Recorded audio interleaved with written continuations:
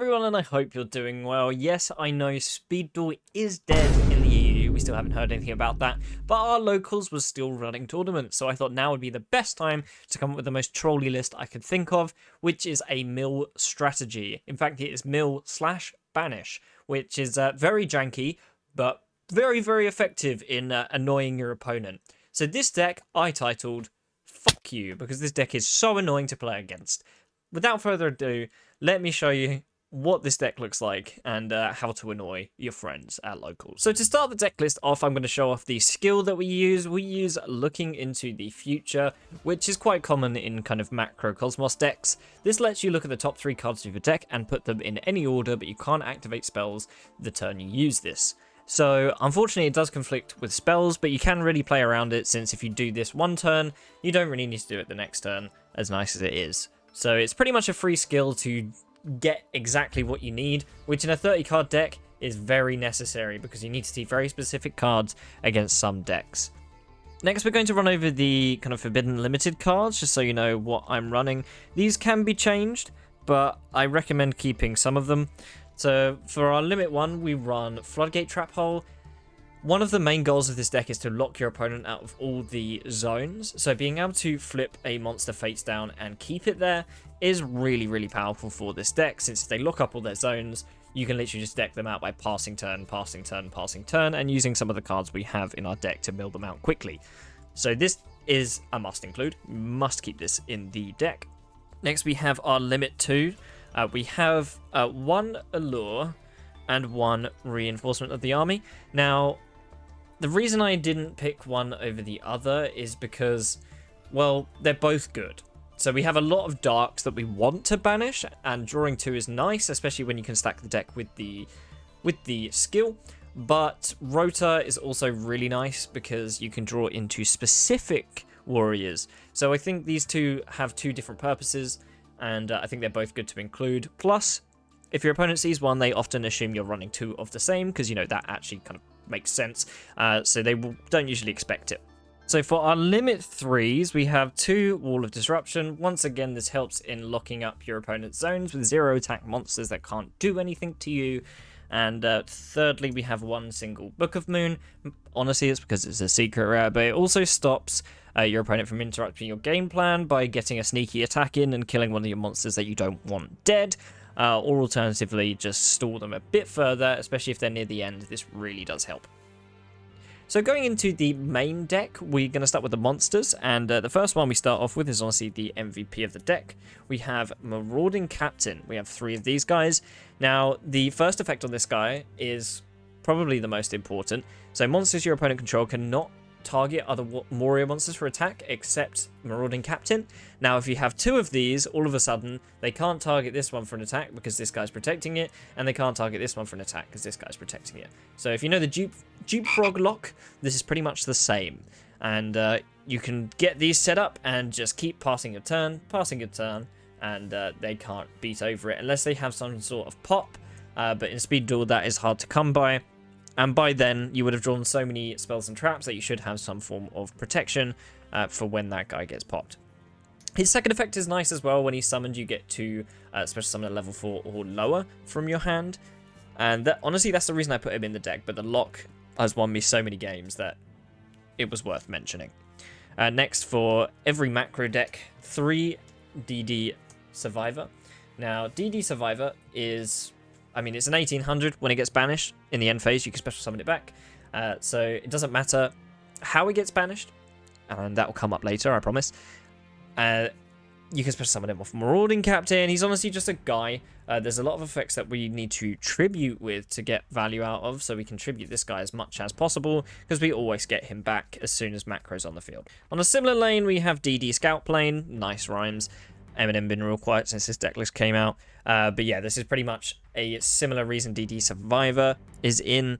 And yeah, unfortunately, this one summons it in attack position, so DD Survivor is like a lot better because it has a lot more attack. But it's still good, especially in a 30 card deck. We need to see these at some point to get our main line going. So we need to include at least a couple of those. For the last kind of banishy guy, we have 1 DD Destroyer, which you can search off Rota as well because it's a warrior. Now, when this card on the field is banished, you can target face-up card your opponent controls and destroy it. So if they have a problem card on their field, you can pop it with this, and you can search it as well. For the last monsters, we have 2 Chainsaw Insects. Now, you may be wondering why I'm not running stuff like Donzalug, but I honestly feel like in this deck, because it's supposed to be as trolly as possible, we just want to be able to lock the board down and just get them in a state where they're just drawing and drawing and drawing. And Chainsaw Insect with 24 can really help close out games, not just because it has big attack, but because you can willingly swing it into an opponent's monster without taking too much damage, so you won't lose the game, and you can just keep forcing them to draw. Now, usually use this at the end of the game. You don't want to do this mid-game because it helps them draw into their outs. So you want to be doing this near the end of the game, which is why there's only 2. But you should see it by then, especially with this strategy. Now on to the traps. Oh boy, there's a lot of traps. We're going to get the obvious out of the way. We have 3 Macrocosmos. We need that for all our banished guys. And honestly, the main idea behind this deck is I made a mill deck, and stuff going to the graveyard was really bad for me. So if I make a mill deck and put macro in it, everything gets banished. So that was the main idea. And I know it's not a trap card, but you might as well show it off alongside. We do run 1 Grand Convergence as well, mainly for you can set it with the Macrocosmos, and then when they finally start to find an out to your board, you can flip this and just kind of get rid of everything. Now for the mill cards, we have 3 Assault on GHQ. So you target 1 monster you control, destroy it, and then the top 2 cards of your opponent's deck will get sent to graveyard. Now you kind of want to combo this with your kind of DD survivors, so you can kind of tribute it, mill 2, and then you just get him back anyway, so you've practically lost nothing, whilst your opponent might have lost their out to your board. So this is a really powerful card in this strategy, and you can't really not run it if you're running this crooked list. Next, we also have 2 Robin Zombie. I wasn't too happy with this, to be honest, the performance of this, but I felt like I had to include it in a mill strategy. If you don't know the card, if a monster inflicts battle damage to your opponent, send the top card of the deck to the graveyard. I mean, again, once you have macro up and a lockdown, you won't be getting too much value out of this, so you could probably cut this all together, but it's too funny not to include. Having someone lose to Robin Zombie is too funny. A similar line, this is also a very funny card, Waking the Dragon. Now, there are some very funny targets for this, namely Ojama King that we run. But the main reason for having Waking the Dragon is because we have so many traps in here that your opponent is going to want to side in all the spell and trap removal they have. So having the Waking the Dragons is super useful because what are they? Are they hitting a macro or are they hitting Waking the Dragon? On that note, though, I will say sometimes it's worth holding the macro if you have Waking the Dragon. Depending on what your opponent's playing, if you hold off on the macro, they're going to try and snipe it before you can kind of get value out of it. And yeah, that can lead to some Waking the Dragon shenanigans. And lastly, the last 3 cards in the main deck. We have a Wabaku. It's a stall deck. We need a Wab. Zero Gravity, again, similar reason. It's a stall card, but it also does help you clear out the opponent's board if they get anything problematic, because usually in this format, if something has high attack, it will have low defense. So you can clear out any problems with that. And lastly, half counter. This is mainly to go with the Robin Zombie.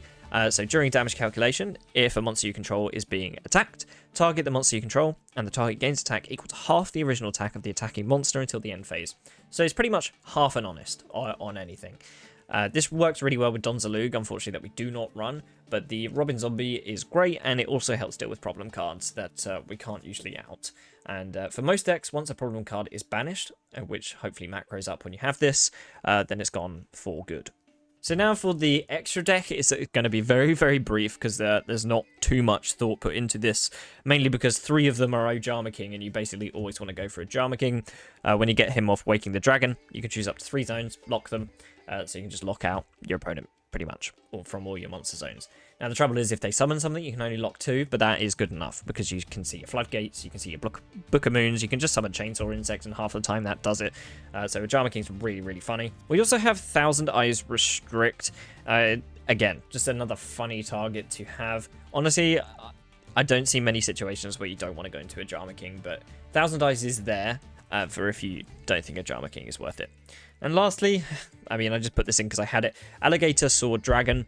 I thought / think this could be a funny card. So this can attack directly if the only face-up monsters your opponent control are Earth, Water, or Fire. So, I mean, I think in some matchups, you can lock down most zones and then just keep poking them if they pop Waking, but like it's so fringe that I don't think it'll ever come up, but it's funny. If it ever does come up, it'll be really funny. So now we're going to move on to the side deck. Now I will say, please do adjust this to your locals or the whatever tournament you're going to, because this is very specific to my locals. And the reason I'm saying that is because we have 2 Sphere Karibo in a macro deck. The reason we have this is because there's a couple of Gaia players that kind of summon a big Gaia and go for face and OTK you, and this is one of the only ways to beat them. Now this is for any matchup. The reason it's not in the main is because it's too kind of specific. It plays really badly into some decks, but we have 3 Mask of Accursed. Now this mask, if you don't know it, is equips to opponent's monster and it stops attacking, and every standby phase or during every one of your standby phases they take 500 damage. That doesn't matter that much, but if you can lock off another monster zone with this, it's worth it.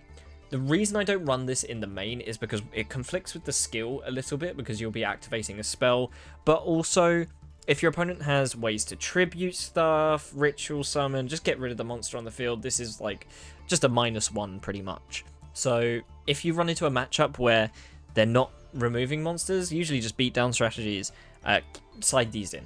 It doesn't matter if you're looking into the future, if you can stop their entire plays altogether. And lastly, we have one other piece of removal to deal with tricky, sticky minions.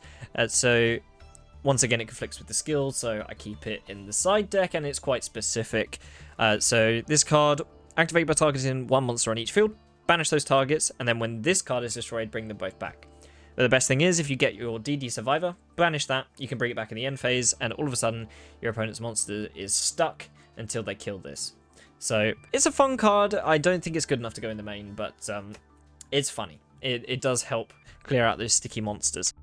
So that's it for the deck list. It's probably not the most competitively viable, let's be perfectly honest here, but it's really, really funny, and it does annoy anyone you're playing against. So if you want to be a bit of a troll, a bit of a menace, then this is the deck for you.